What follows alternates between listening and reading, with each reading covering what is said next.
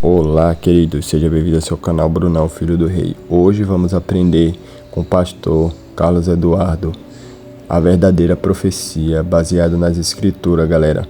Fique até o final desse vídeo, mas não saia daqui sem deixar o seu like, sem ativar o sininho de notificações para você não perder nenhum conteúdo. E se inscreva-se, vamos pro vídeo. Todas e quaisquer profecias ou revelação tem que ter base ali, ó, na Bíblia.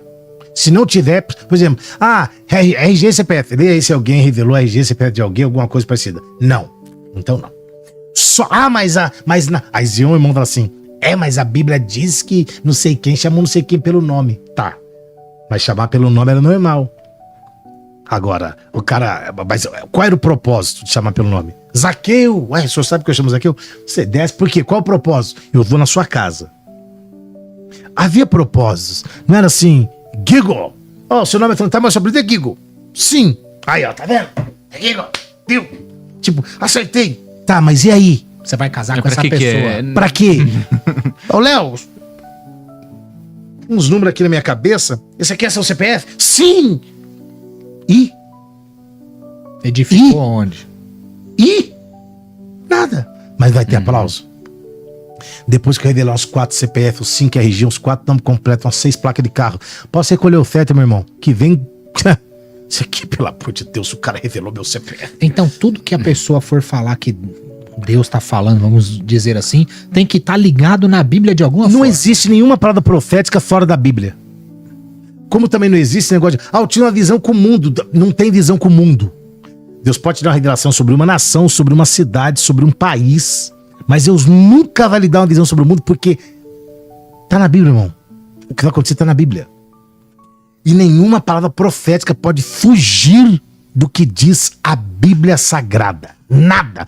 Por quê? O que é seita? O que é uma heresia? Heresia é a subtração e o aumento de alguma coisa. Você subtrai o que a Bíblia diz ou você aumenta o que a Bíblia não diz. Você coloca o que a Bíblia diz ou você tira o que a Bíblia diz ou você coloca o que a Bíblia não diz. Essa é o sentido das seitas. Então o que acontece? Quando as pessoas falam, revelam, entregam o que não está na Bíblia, desiste, irmão. É por isso que João disse em 1 João 4, não creiais a todo espírito, mas provai se os espíritos são de Deus. Se não vem no nome de Deus, se não tem base esse bíblica... Esse provai é pegar aqui... Peraí. Porque você pode julgar a profecia, não o profeta, né?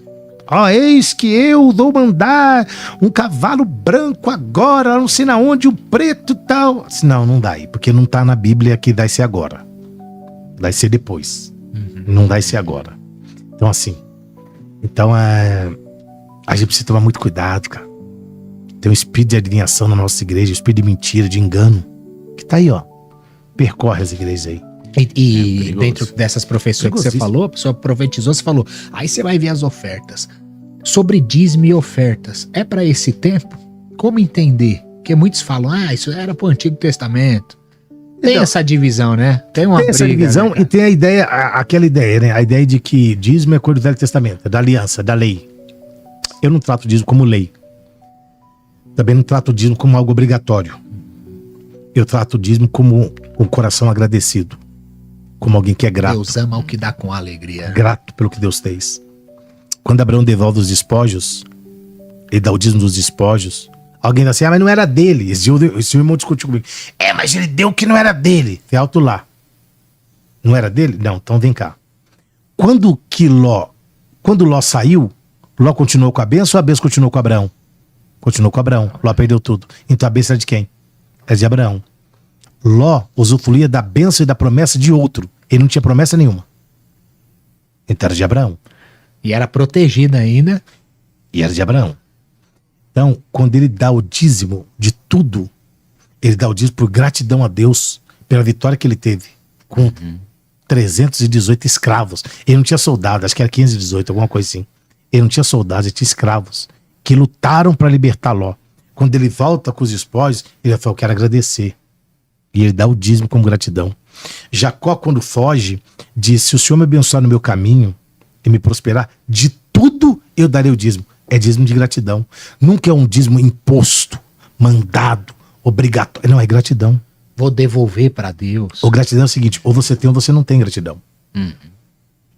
É igual oferta. Irmãos, vamos ter uma oferta aqui, vamos dar uma oferta de R$1.000. Não tem. Paulo disse lá em 1 Coríntios 8:12, se há boa fé e prontidão, a oferta será aceita de acordo com aquilo que você tem, não o que você não tem. Você não pode dar o que você não tem. Eu não posso dar R$1.000 de oferta, eu não tenho.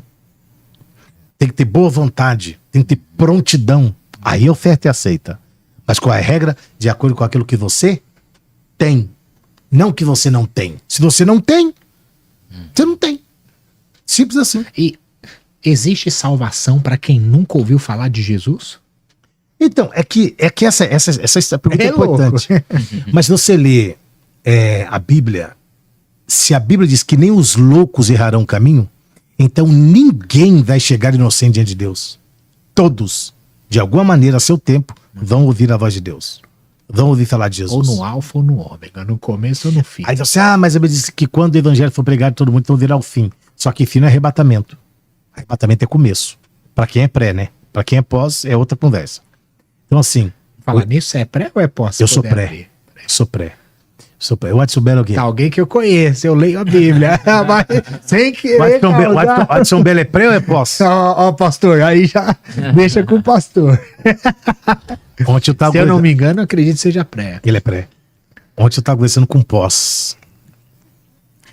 Então, assim, se a gente acredita nisso, perdi até o raciocínio.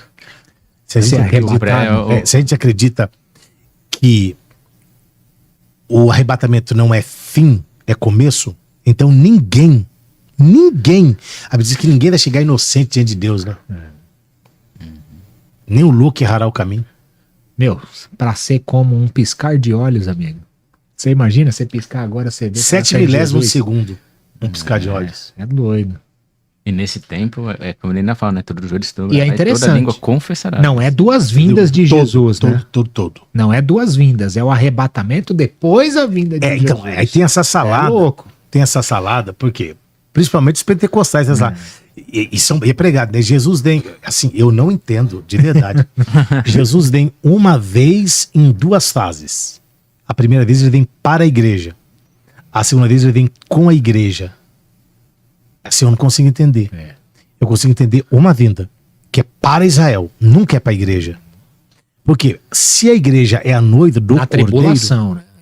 Se a igreja é a noiva do Cordeiro, qual casamento que você foi, que foi o noivo que foi em encontro da noiva? Nenhum. É a noiva que vai. Mateus 25:6. Diz lá assim, ó. E à meia-noite, ou Deus clamou. Aí vem o esposo. Saí-lhe ao encontro. Paulo diz que aquilo que é corruptível vai se revestir e nós seremos arrebatados e estaremos juntamente, encontremos com o Senhor nos ares. Ele não vem. É a igreja que vai. Aí na vinda para Israel, porque as duas vindas é para Israel. Ele veio a primeira vez. O que João diz, João? Ele veio para os seus. Os seus não receberam. Mas todos quantos receberam, deu-lhes o poder de ser feitos filhos de Deus.